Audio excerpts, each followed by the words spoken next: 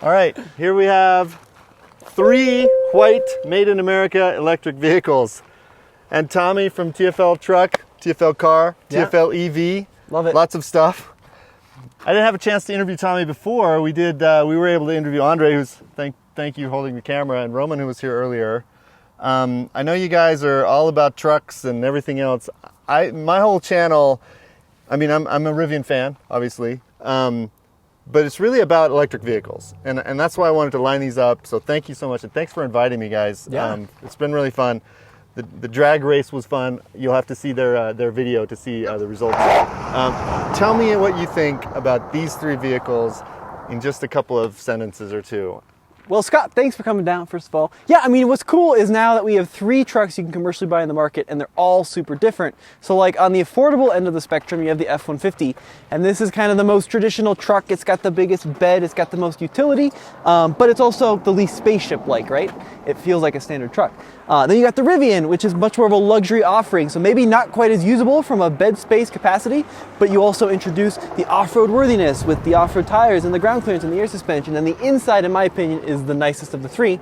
And then if you just want like the biggest, the baddest toy in the toolbox, the Hummer EV, right? 15 inches of ground clearance, 35-inch tall tires, 212 kilowatt-hour battery. It's absurd, it's insane, but it's cool that now you have options. So Scott, I want to get your opinion on this, right? We're talking about a battery pack in the Hummer, which is more mass than a Mazda Miata, 200 plus kilowatt hours. What do you say to the folks that say having such a big pack in such an absurdly large vehicle is a little wasteful? I mean, I don't see a problem with it. Okay. It all comes down to efficiency, right? Because this is a big vehicle, it's going to take more energy to move, so it needs a bigger battery pack. And I think Hummer, like Rivian and Ford, know that the magic point is probably 250 or 300 miles range for it to really be a practical, usable vehicle on an everyday level. So they had to put a battery that big in this truck for it to work. But really, what you should be asking is, what is the efficiency comparison? Because you can put 10 batteries on this and it's still going to get the same efficiency. Well, lower because it's going to be heavier, but it's just inefficient compared to these other trucks. It's a lot more inefficient compared to like a Tesla. Right. But they're different vehicles entirely, right? Right. So I'm comfortable with it, right? And the other thing is that if you're just driving this around town, your efficiency is not too bad, right? It's not like you have to fill up that battery every time you go somewhere. So it's fine. I mean, that's the way I feel about it.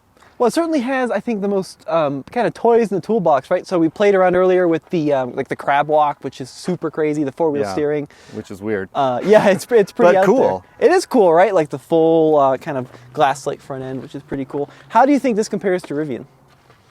Well, it's apples and oranges in a lot of ways. I mean, they're both high-performance vehicles. They're both very comfortable. The Hummer's very comfortable. This is definitely has a very specific use case, whereas I think the Rivian is a little more versatile that way. It's a little sportier. I would be probably more comfortable taking that on a long road trip.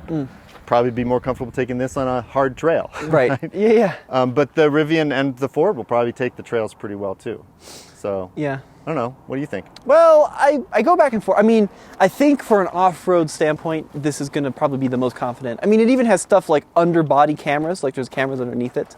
And just kind of the mechanical front and rear. Lights just came on. Yeah, it's pretty cool. Andre got in here. The mechanical front and rear lockers are my favorite of the bunch. So I know Rivian has kind of the 4 motors. Yeah. This has an actual locking it has diff. actual mechanical lockers on the front. At least in the front, yeah. In the rear, do you know how it works? Simulated. It's simulated because it's got the 2 motors in the rear. Yeah.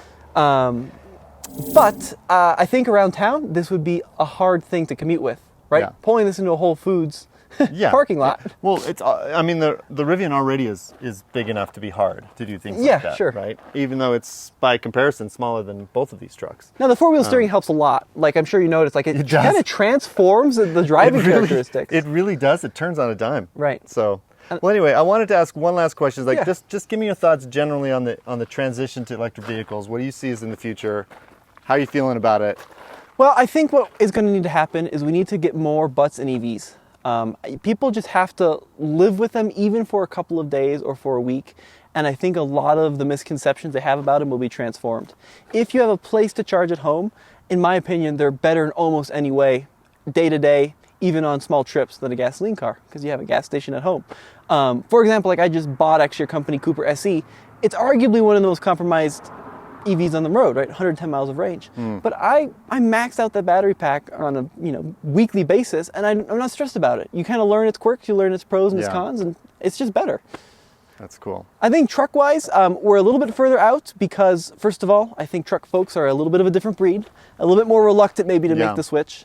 And then the towing thing, but once again, people buy their EVs for the road trip they never take. They buy the truck to tow the trailer they'll never tow. This is true. So that's kind of where I'm at with it. But I think it's coming. It's a huge, exciting technology. Jump on the bandwagon now if you can. The stations, for the most part, are pretty darn empty, right? Yeah. For now, it's a good time to get into it. it is. Oh, in time, final Give thoughts. me final thoughts, Andre. Final thoughts. So I think this is a first try, right? The Hummer EV, the Rivian is Rivian's first truck, right? First vehicle. And the Lightning is Ford's first electric pickup. All made in America. All made in America. But I'm excited for the next, I want to say like 2, 3, 4 years, because these will get more affordable. They're going to get lower horsepower numbers, more affordable. There's going to be an SUV version of this. You have an R1S of this, right, already. And there'll be more electrification from Ford. So I think over the next 2 to 3 years, we'll have more affordable options. That's what I want. Because it's hard to talk about a $114,000 truck, in the big sense of things. But I'm really excited towards the next couple of years.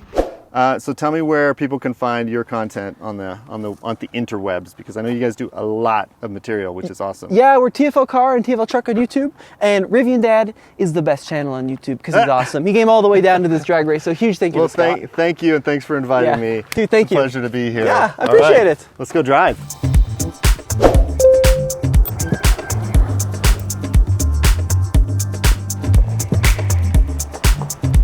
Nice truck.